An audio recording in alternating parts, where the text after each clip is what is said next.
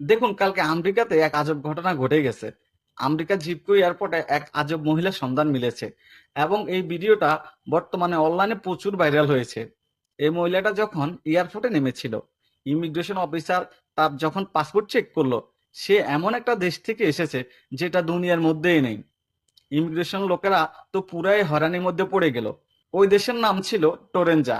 Immigration officer যখন তার passport check করে দেখলো, তার পাসপোর্টে ভিসাও ঠিক আছে, তার আইডি কার্ডও আছে, সেটাও ঠিক আছে, তার আঙ্গুলের ছাপ সেটাও ঠিক আছে, পাসপোর্টে যে ভিসা আছে সেটাও ঠিক আছে, কিন্তু দেশটা তো দুনিয়ার মধ্যে নাই। যখন ইমিগ্রেশন অফিসার তাকে প্রশ্ন করলো, আপনি কোন দেশ থেকে এসেছেন, তখন সে বলেছে, আমি টরন্টো থেকে এসেছি। এবং ইমিগ্রেশনের মধ্যে এটা নিয়ে হাউকাও লেগে গেছে।